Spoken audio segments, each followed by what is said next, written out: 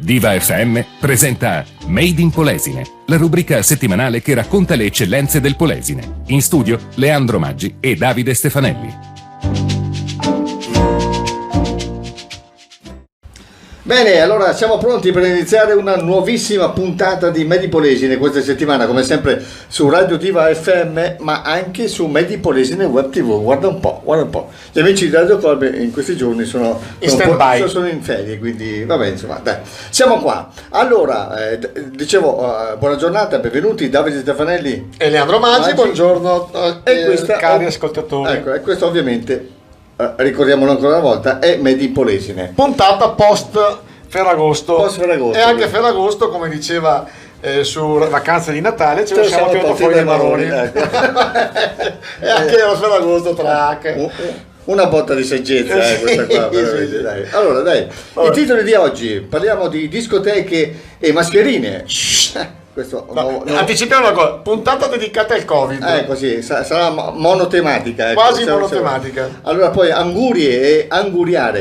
E questo non so, un po' meno. Non so dove arrivo. Questo è l'unico titolo che è fuori tema, però. Vacanze e Covid. Poi anziani e Covid. E poi ancora una volta campagna elettorale e Covid. Questa è una puntata proprio imperniata su quello su quello che è il Covid. Dai, allora, brevissima pausa, torniamo tra pochissimo per iniziare Made in Polesine. Per quanto riguarda, noi siamo sempre in evoluzione per quanto riguarda la microfonia. Ecco, bravo. Allora dai, adesso abbiamo scositato un nuovo piano. Posso darti consiglio, tiralo via. Ma no, che si sente bene. Perché dopo io comunicazione di servizi. Vai. Dai, allora, parliamo di discoteche e mascherine.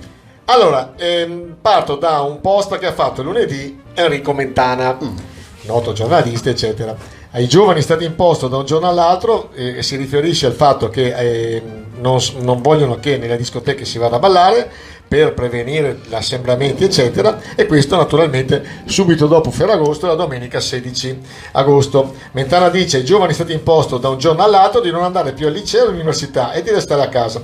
Finito il lockdown si è permesso loro di uscire, ma solo distanziati. Riaperti i locali è subito partita la crociata contro la movida. Riaperte le discoteche, si è scoperto che là dentro si balla. Ma guarda qua. Quindi chiusura, anche se sui treni regionali si sta molto più calcati. Nel frattempo molti di loro, i ragazzi, hanno perso il lavoro, un lavoro precario, e hanno visto allontanarsi ancora di più la speranza di un'occupazione stabile. Una sola certezza è stata data ai giovani, e qua sottolineo quanto dice Mentana: saranno loro a dover pagare quei 150 miliardi di debito contratti in questi mesi dallo Stato italiano, tra applausi e commenti pieni di orgoglio, e a spese loro. Allora, a me sembrava che fosse una cosa, la palissiana, tipo una roba, sai che c'era su quelli della notte uno che diceva delle ovvietà. Sì. E invece qua è partita l'ira di Dio. Sì. Prima risposta: nei 150 miliardi sono comprese le crociere delle risorse che ci devono pagare le pensioni? E non c'entrava niente. I soliti commenti fuorvianti: il debito dello Stato viene da lontano, quando non c'era il virus, e se i contagi aumentano, poverini giovani che non possono andare in discoteca. E via. Detto da un voltagabbana come Mentana che facesse un esame di coscienza prima di scrivere e parlare proprio lui sostenitore di questo governo di psicopatici. Allora, il discorso era non su Mentana o su altre cose o sul governo che ha fatto il debito, eccetera. Il discorso era che è inutile, secondo me, ma chi sono io? Non so se tu la pensi come me. È inutile chiudere le discoteche, innanzitutto subito dopo Ferragosto, che qualcuno ha detto che è come mettersi preservativo dopo aver fatto l'amore. Fondamentalmente. Sì. Quindi ne parleremo anche dopo.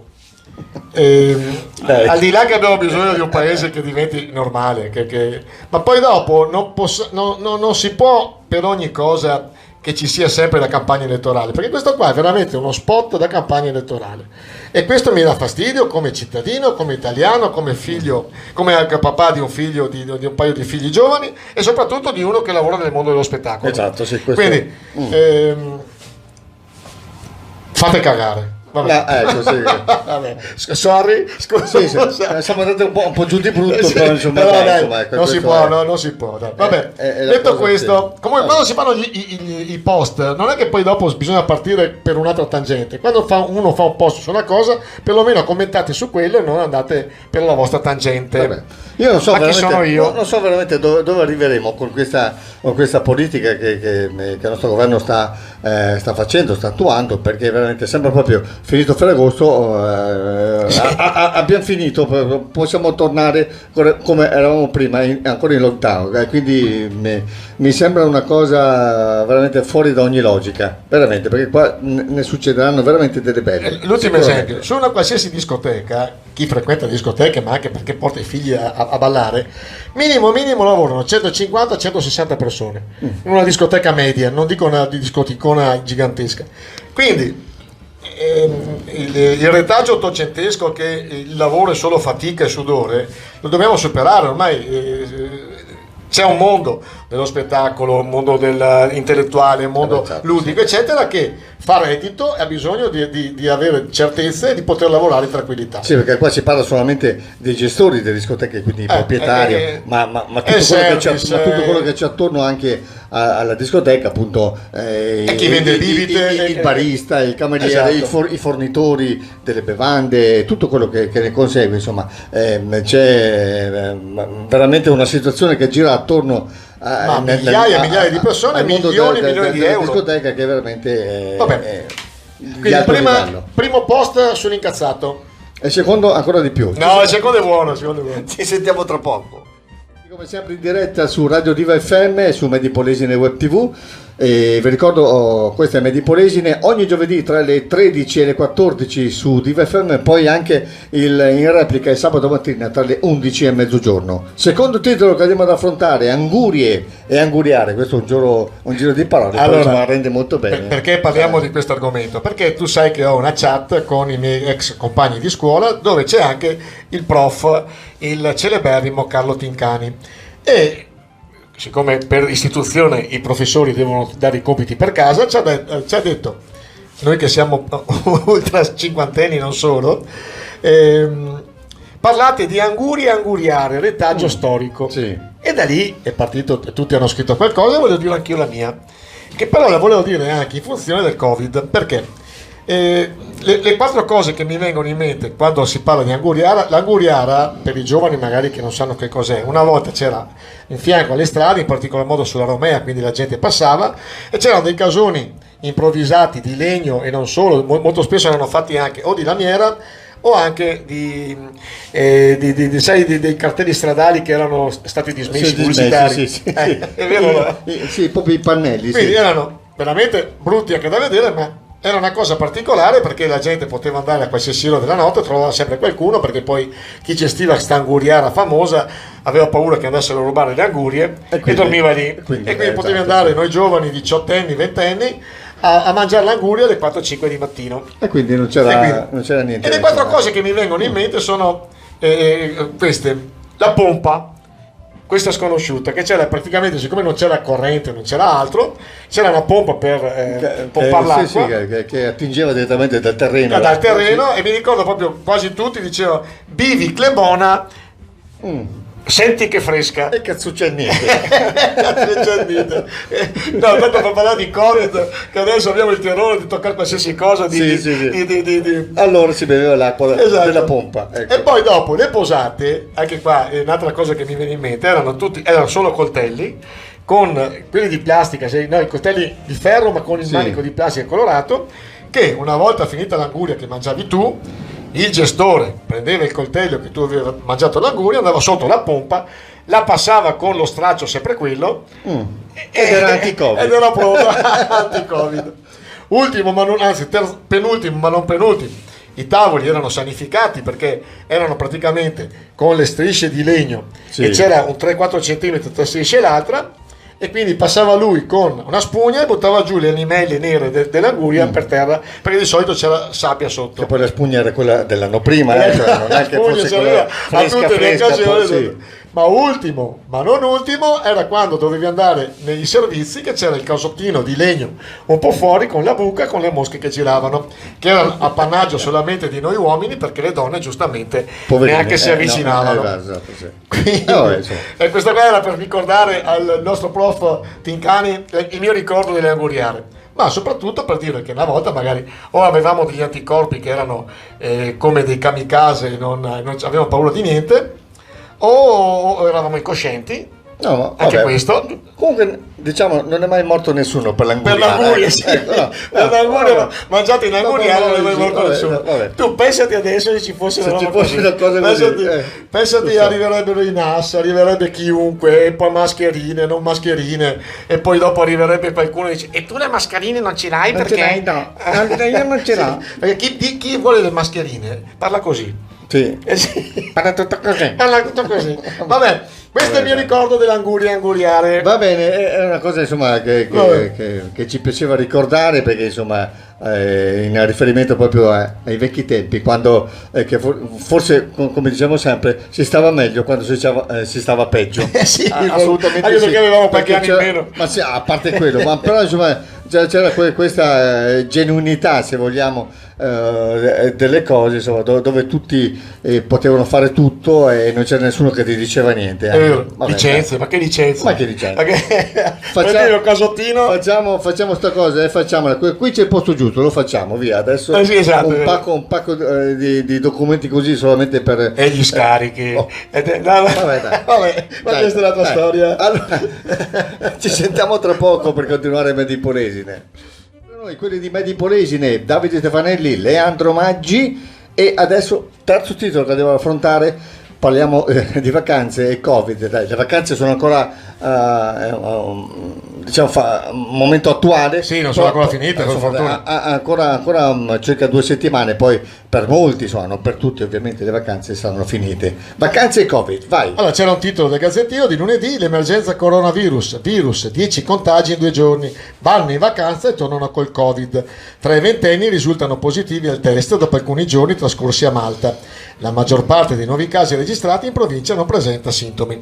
Vabbè, a parte il discorso dei sintomi asintomatici, che non ho ancora capito niente, cosa vuol dire essere asintomatico, che preoccupazione può essere, eccetera, eccetera, eccetera. Però c'è appunto la polemica che la gente va in vacanza all'estero e poi dopo ritorna a casa e magari ha contratto il Covid. Prima considerazione, secondo me, quando uno poi decide di andare all'estero in vacanza, il tampone se lo paga lui. Questo qua, secondo me, dovrebbe essere il minimo. Vabbè, Sì. non voglio che uno non possa andare all'estero, però siccome poi dopo è la comunità che deve pagarti il tampone, te lo paghi tu, e se sei positivo dopo si prenderanno le dovute conseguenze. Siccome un tampone hanno detto che costa qualche centinaia d'euro, vabbè. Dopo è venuta fuori la polemica di vacanze in Italia e non vacanze all'estero. E il primo impatto dici: sì, è vero, è giusto andare in vacanza in Italia per agevolare i nostri operatori italiani, e non solo, perché poi si aiuta l'economia italiana. Sì. Però guardando facendo un po' di conti, io sono andato a mangiare l'altro giorno in spiaggia, ho mangiato 2 spaghetti, mezza di vino, ho speso 40 euro, che non sono pochi. 8 euro di parcheggio e 25 euro tra ombrellone e altre cose. Sì. Alla fine ti partono 100 euro una giornata. Poi, scartabellando, girando, eccetera, trovo che in Grecia, a Zante, 151 euro con volo compreso, pensione completa per 8 giorni. E allora, dopo dici: E qui non posso, scatta l'allarme. nel senso che non Sì. puoi dopo biasimare chi decide di andare a Malta, in Grecia e altre cose. Io mi ricordo, sono andato 2 anni fa o 3 anni fa a Malta e ho speso in 3 15 euro di volo andata e ritorno. Sì. Ecco, Quindi vabbè, ma questa è un'altra storia, è un periodo particolare, poi eccetera, il eccetera. discorso del volo poi insomma è una cosa diciamo relativa, insomma, ecco. No, è proprio quello che spendi proprio in loco. Comunque 151 euro c'era in l'occasione a Zante, Sì. 8 giorni in questo periodo ad agosto. Vabbè, sarà stato un caso, sarà stato qua, sarà stato là. Allora, che dire, I nostri operatori effettivamente, chi un pochino bazzica nel mondo della ristorazione, sa che hanno lacci e lacciuoli, spese e spesissime dove non possono fare a meno di guadagnare, cioè nel senso che effettivamente due spaghetti 40 euro sono tante, però probabilmente pagano le tasse, pagano il cameriere, paga questo, paga il Stato, paga il TOSAP e paga tutto quello che vuoi, alla fine sì, diciamo è tutta una conseguenza, insomma, se ho spese di gestione esagerate devo per forza da qualche parte devono saltare fuori, e in questo caso per i gestori, per gli operatori diciamo delle spiagge che hanno magari il ristorantino proprio in spiaggia, è giusto che ci troviamo queste cifre. La domanda è questa, ecco. Ma lo Stato invece di dare i contributi a pioggia e a chiunque, compresi anche qualche notaio e qualche deputato, abbiamo visto la settimana scorsa le polemiche dei famosi 600 euro che sono andati a persone che decisamente non ne avevano bisogno, ha passato un po' le tasse ai nostri operatori turistici / ristoratori e fateli guadagnare di più. C'è chi ha un'attività, un bar e altro, minimo ogni anno tra plateatici fuori, SIAE, varie cose, varie spese, hanno 15-20 mila euro di spesa ogni anno che sono improduttive, che da qualche parte devono far saltare fuori. Esattamente. Quindi, sì. Vabbè, ma chi siamo noi? Siamo gente che vive queste cose qua, quindi ho il sospetto che, come sempre, i nostri amministratori non sanno cosa c'è fuori dal loro porte. Ma probabilmente lo sanno, ma fanno finta di niente. Ma per me non lo sanno neanche, perché poi adesso ti faccio l'ultimo esempio. Oggi siamo lunghi perché sono molto arrabbiato. Sì. Quando impongono la mascherina dalle ore 18 alle 6 di mattina, cioè, perché magari si riferiscono che vai fuori a Milano, c'è la famosa movida per l'aperitivo, cioè, sì. Milano non è Taglio di Po o Portoviro. Milano non è neanche Rovigo, o Camarina o Rovigo, cioè, o Roma non è Serravalle o Berra, ecco. Sì, ma qua insomma è una cosa generalizzata, diciamo, però insomma sì, ecco, poi non le proporzioni, come dici tu, tra Milano, può essere una Milano, una Roma, una Firenze o quello che è, insomma, una Torino. Non può essere paragonata alle nostre realtà, ovviamente, insomma, però qua si fa tutto un fascio, come si dice, no? ma poi cosa che si fa? Si chiude per tutti. Invece ha aumentato un pochino i controlli e quindi magari quando ci sono gli assembramenti ci sono i vigili o chi per loro che si muovono e fanno le multe. Stop, vedrai che con 4 multe hai già risolto il problema. Vabbè, oggi scusate, ma sono particolarmente arrabbiato. Dai, allora ci prendiamo una brevissima pausa, una camomilla, ragazzi, una camomilla per il nostro Leandro, un Valium, e torniamo tra poco. Sì, siamo pronti? Sì, andiamo con il nostro penultimo titolo di oggi. Stiamo sempre in tema del Covid, parliamo però di anziani e Covid. Cosa dire? Allora, c'era un post che ho letto di un aspirante consigliere regionale, non dico il nome per il discorso che siamo in par condicio e non possiamo, che comunque che ha toccato il tema del sociale, in particolare degli anziani over 65. La situazione in cui vivono molti anziani, in particolare quelli soli, è drammatica e la regione non può continuare ad ignorare i dati. Nell'ambito dell'USL 5 Polesana, che è la nostra, sì, a fronte di una popolazione di 236.000 abitanti, sono 62.000 gli ultra 65 anni. Per ogni 10 giovani da 0 a 14 anni ci sono 24 anziani, oltre un quarto della nostra popolazione. Questo è il rapporto tra i peggiori del Veneto. Se da un lato gli anziani aumentano, dall'altro servizi come sanità, assistenza alle persone e trasporti vengono ridotti all'osso. In particolare i costi per un anziano non autosufficiente è altissimo e le pensioni si aggirano in media sui 1.300 euro lordi per gli uomini e di circa 650 euro per le donne. E poi ci allacciamo anche al discorso del Covid, che tra l'altro sono le persone più indifese che hanno più bisogno di assistenza, eccetera, eccetera, eccetera. Che dire? Siamo in campagna elettorale, quindi magari se si affrontasse questo argomento come uno degli argomenti principali, visto che, come ripetiamo, la nostra provincia è tra le province più vecchie d'Italia, sarebbe cosa buona e giusta. Certo. Niente, volevo solo sottolineare questi dati perché poi dopo i numeri sono quelli che fanno la differenza, che per la serie la matematica non è un'opinione eccetera, possiamo fare accademia su qualsiasi cosa, però il fatto che ci siano 62.000 ultra 65 anni e probabilmente ce ne saranno 20-30.000 solo over 80 che hanno bisogno di assistenza eccetera, con malattie che sono ingombranti, importanti e invalidanti tipo Alzheimer eccetera, questo è cosa da non sottovalutare, e secondo me ogni politico dovrebbe avere importante riguardo per queste cose. Vabbè, certo, questa è una cosa che ci piaceva un po' sottolineare, insomma, perché il rapporto è veramente, come dici tu, ogni 10 giovani ci sono 24 anziani. 24 anziani è un rapporto tremendo. Sì, è una cosa da prendere in considerazione, insomma. Forse magari qualcuno non si rende conto della situazione, magari anche noi adesso che mai siamo abituati ad andare di qua e di là, insomma, a muoverci con destrezza se vogliamo, però non si è mai posto questo problema, probabilmente questa disparità di età tra giovani e meno giovani, chiamiamoli meno giovani, insomma, ecco, è una cosa veramente da tenere in considerazione. Quindi appello a tutti gli aspiranti consiglieri regionali, visto che si vota per la regione Veneto, sì, di prendere a cuore questo tema. Vedremo, dai. Vabbè. Allora, tra poco per l'ultimo argomento di oggi. Entrati e siamo pronti per affrontare l'ultimo argomento di oggi. Parliamo di campagna elettorale, visto che abbiamo anche sottolineato prima, siamo in piena campagna elettorale e naturalmente parliamo anche di Covid legata a questa situazione. Ecco, partiamo dei numeri di Covid rilasciati dalla Regione Veneto, quindi sono numeri ufficiali.